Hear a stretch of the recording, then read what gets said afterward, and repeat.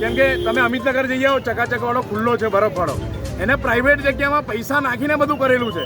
તો એ જગ્યાએ આ દબાણવાળા નહીં જાય, કેમ કે રોડ પર ગાડીઓ હશે, રોડ પર એને વાહનો હશે, ત્યાં ટ્રાફિક બહુ જ સમસ્યા છે. પણ જ્યારે ગરીબ લોકો અહીંયા આગળ લારીઓ મૂકી અને પોતાનું જીવન ગુજરાન ચલાવતા હશે ને, તો આ લોકો એમને હેરાન કરે છે.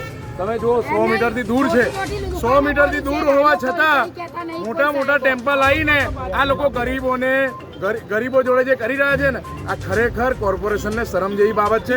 તમે જો રાતના 12 વાગે નાના નાના છોકરાઓ લઈને આ લોકો ધંધો કરતા હોય છે, 11 સાડા 11 વાગી ગયા તો એ લોકોને ગરીબો માટે આ લોકો પોતાનું આજીવિકા ચલાવવા માટે આ ધંધો કરતા હોય. હા, આપણે એમને પણ કહીએ કે તમે ટ્રાફિકનું નિયમન કરો. તમે જુઓ કેટલા અંદરથી એ લોકો ઊભા રહે છે.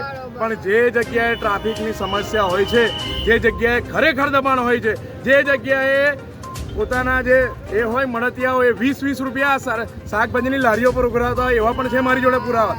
ત્યાં લોકો નહીં જાય. પણ જ્યારે ગરીબ પોતાની આજીવિકા એક ટર્મનું ખાવા કરવા માટે જ્યારે પોતાની લારી ખોલશે ને, તો મોટી મોટી દુકાનોને ફાયદો કરાવવા માટે આ લોકો લારીઓ બંધ કરાવે.